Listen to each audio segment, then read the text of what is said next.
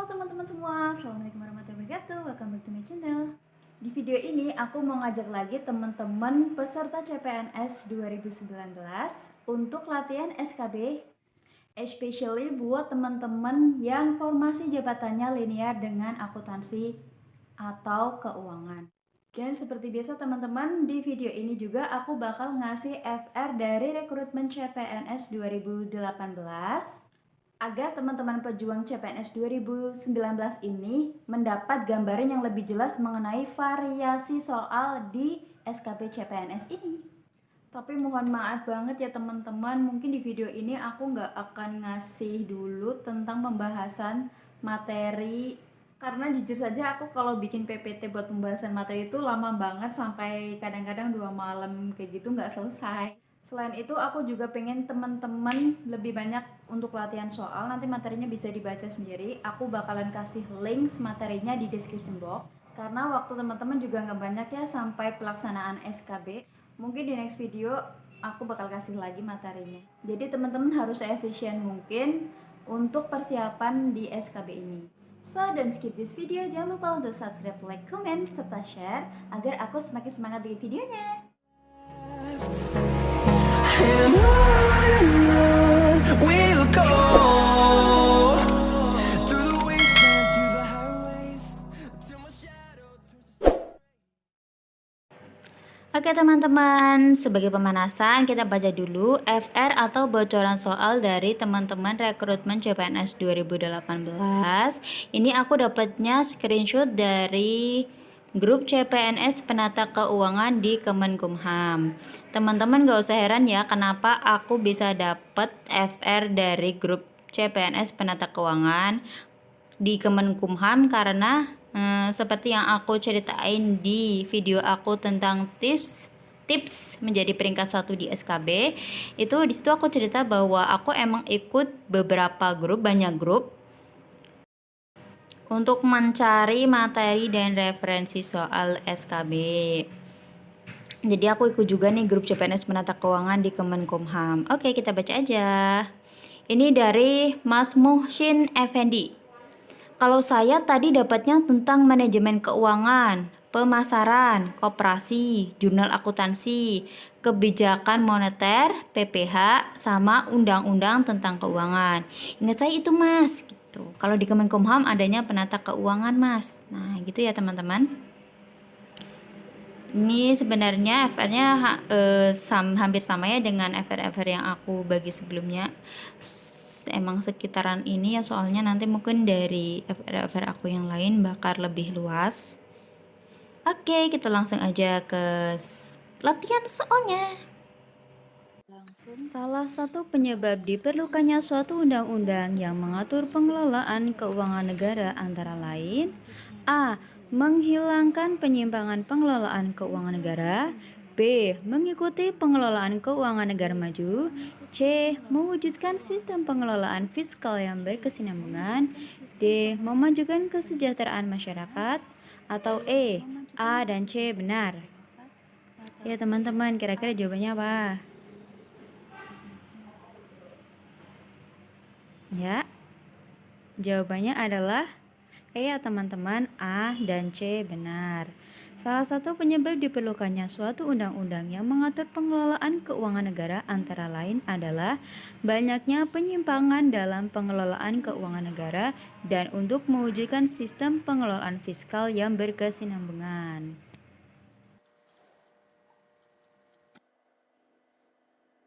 Ke soal yang kedua.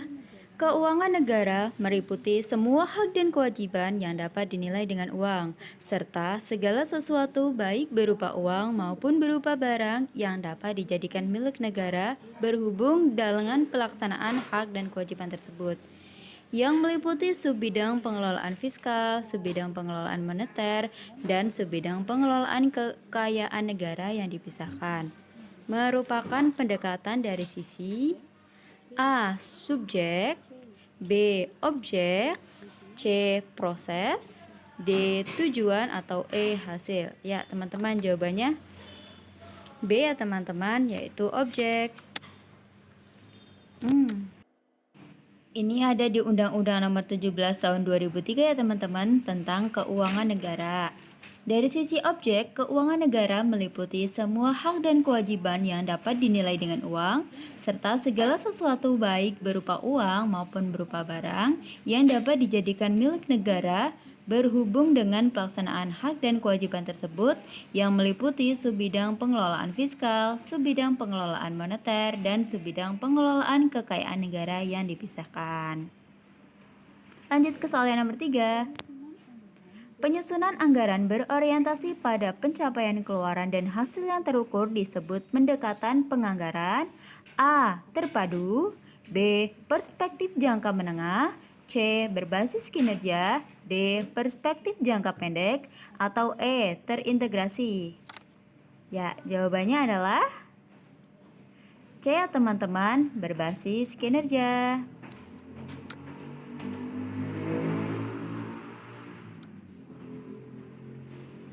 Perubahan-perubahan kunci termasuk metode penganggaran pada Undang-Undang Nomor 17 Tahun 2003 yaitu yang pertama ada pendekatan penganggaran terpadu, yaitu integrasi proses perencanaan dan penganggaran di lingkungan SKPD agar lebih terarah karena dikaitkan langsung dengan perencanaan program atau kegiatan.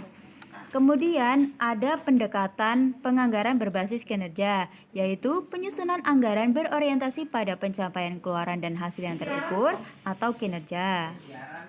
Kemudian ada pendekatan penganggaran dengan perspektif atau jangka menengah, yaitu memberikan kerangka jangka panjang dan menyeluruh pada proses perencanaan dan penganggaran agar lebih rasional dan strategis, serta memberikan pelayanan yang lebih optimal dan efisien.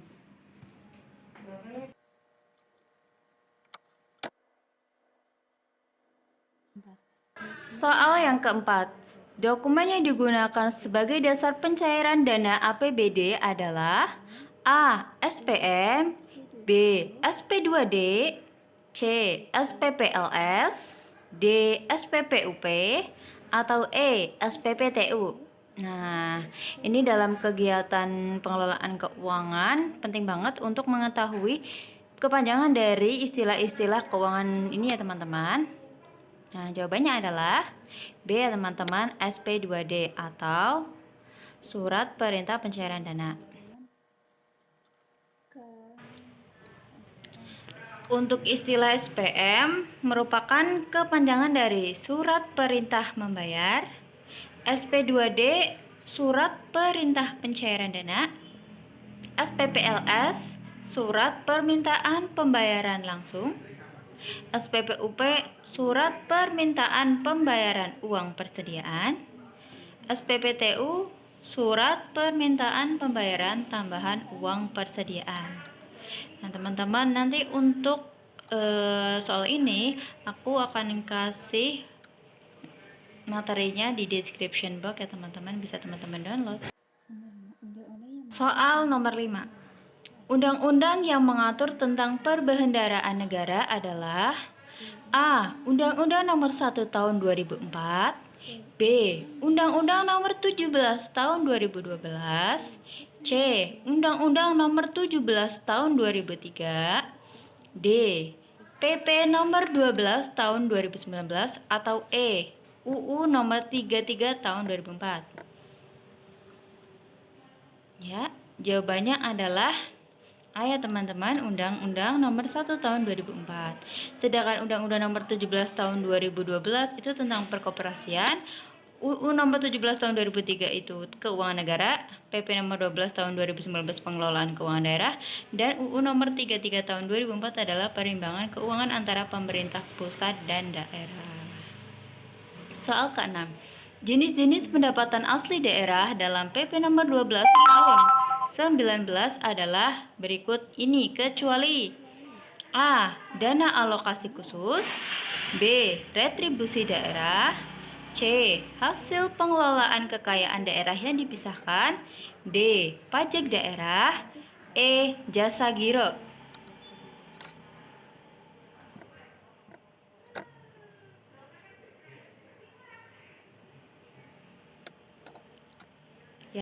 Jawabannya adalah A ya teman-teman, dana alokasi khusus. Pendapatan asli daerah sebagaimana dimaksud dalam pasal 30 huruf A meliputi pajak daerah, retribusi daerah, hasil pengelolaan kekayaan daerah yang dipisahkan, dan lain-lain. Pendapatan asli daerah yang sah meliputi giro, bunga, tuntutan ganti rugi, dan lain-lain. Lanjut ke nomor yang ketujuh. Rekening kas umum daerah adalah rekening tempat penyimpanan uang daerah yang ditentukan oleh titik-titik untuk menampung seluruh penerimaan daerah dan pembayaran seluruh pengeluaran daerah pada bank yang ditetapkan. A. Menteri Keuangan. B. Gubernur BI. C. Kepala daerah. D. Presiden. Atau E. Bank daerah. Jawabannya adalah C ya teman-teman, kepala daerah. Rekening kas umum daerah adalah rekening tempat penyimpanan uang daerah yang ditentukan oleh gubernur, bupati, wali kota untuk menampung seluruh penerimaan daerah dan membayar seluruh pengeluaran daerah pada bank yang ditetapkan. Soal nomor 8.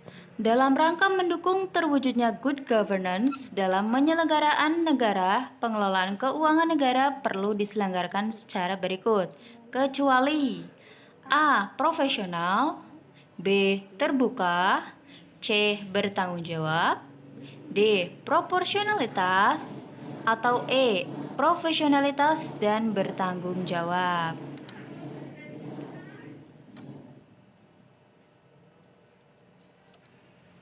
Jawabannya adalah D. Proporsionalitas. Dalam rangka mendukung terwujudnya good governance dalam penyelenggaraan negara, pengelolaan keuangan negara perlu diselenggarakan secara profesional, terbuka, dan bertanggung jawab. Soal nomor 9. Yang tidak termasuk dalam asas-asas baru sebagai pencerminan best practice atau penerapan kaidah-kaidah yang baik dalam pengelolaan keuangan negara adalah A. Akuntabilitas berorientasi pada hasil, B. Profesionalitas, C. Efektivitas, D. Proporsionalitas, atau E. Keterbukaan dalam pengelolaan keuangan negara. Jawabannya adalah C ya teman-teman, efektivitas. Asas-asas baru sebagai pencerminan best practice atau penerapan kaidah-kaidah yang baik dalam pengelolaan keuangan negara antara lain akuntabilitas berorientasi pada hasil, profesionalitas, proporsionalitas, keterbukaan dalam pengelolaan keuangan negara. Kemudian ada satu lagi, yaitu pemeriksaan keuangan oleh badan pemeriksa yang bebas dan mandiri. Soal nomor 10. Pengambilan keputusan bersama DPRD dan Kepala Daerah terhadap rancangan peraturan daerah tentang APBD dilakukan selambat-lambatnya sebelum tahun anggaran yang bersangkutan dilaksanakan. A. 2 minggu, B. 3 minggu, C. 1 bulan, D. 2 bulan, atau E. 3 bulan. Ini gampang ya teman-teman, jawabannya adalah C. 1 bulan. Dalam hal penetapan APBD, pengambilan keputusan bersama DPRD dan Kepala Daerah terhadap rancangan peraturan daerah tentang APBD dilakukan selambat-lambatnya 1 bulan sebelum tahun anggaran yang bersangkutan dilaksanakan. Oke, lanjut ke soal nomor 11. Setiap penerimaan yang perlu dibayar kembali dan atau pengeluaran yang akan diterima kembali baik pada tahun anggaran yang bersangkutan maupun tahun-tahun anggaran berikutnya disebut A. Belanja negara, B. Belanja daerah, C. Investasi, D. Pembiayaan, atau E. Defisit. Jawabannya adalah D ya teman-teman, pembiayaan. Pembiayaan adalah setiap penerimaan yang perlu dibayar kembali dan atau pengeluaran yang akan diterima kembali baik tahun anggaran yang bersangkutan maupun tahun-tahun anggaran berikutnya. Nomor 17. Berikut ini merupakan lingkup dari pengelolaan keuangan negara, yaitu A. Penerimaan pengeluaran hak negara untuk memungut pajak, pengeluaran dan pengedaran uang dan melakukan pinjaman. B. Pendapatan, belanja, pembiayaan negara dalam rangka menutup pinjaman pemerintah. C. Pajak, PNBP, kewajiban negara untuk menyelenggarakan tugas layanan umum pemerintah negara dan membayar tagihan pihak ketiga.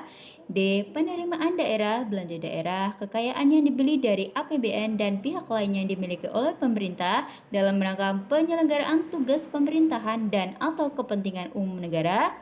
Atau E. Penerimaan dan pengeluaran investasi asing.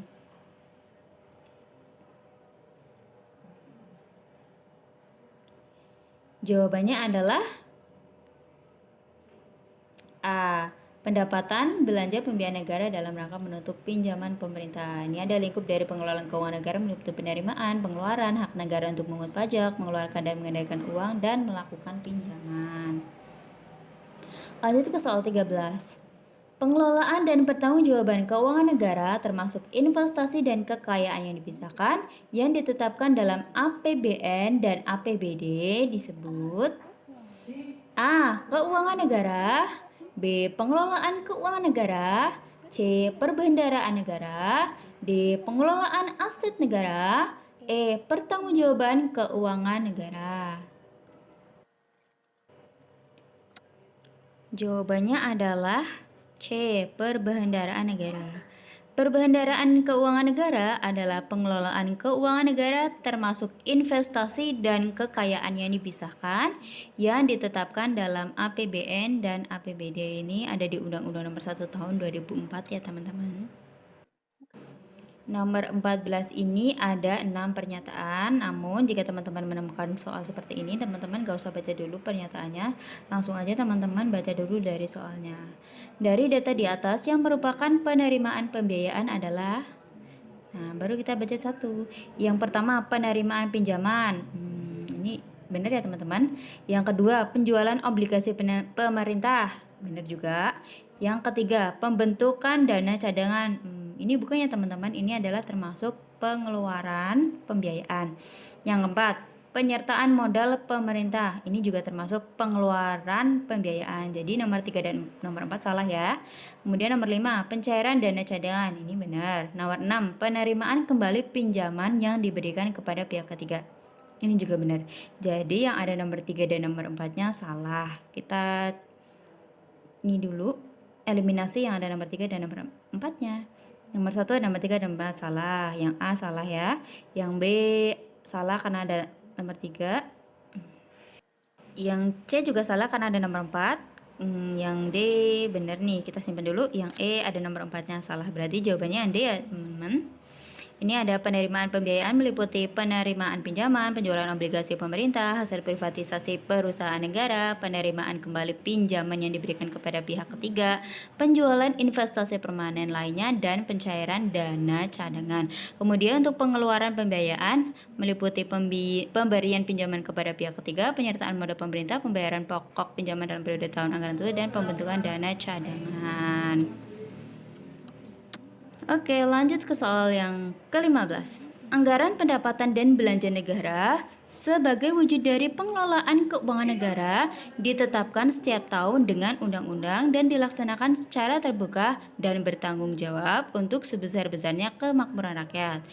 Hal tersebut diatur dalam pasal A. Pasal 23A UUD 1945. B. Pasal 23C UUD 1945. C. Pasal 23 UUD 1945. D. Pasal 23 UUD 1945 atau E. Pasal 23B UUD 45. Jelas ya teman-teman? Jawabannya adalah C. Thank you. Oke, untuk hari ini segitu dulu ya teman-teman pembahasan kita mengenai latihan soal SKP CPNS 2019 especially akuntansi dan keuangan. Tetap semangat belajar ya teman-teman. Perkuat ibadahnya, perbanyak sedekahnya. Semoga teman-teman menjadi orang-orang yang beruntung menjadi ASN di tahun 2020 ini. Terima kasih. Wassalamualaikum warahmatullahi wabarakatuh.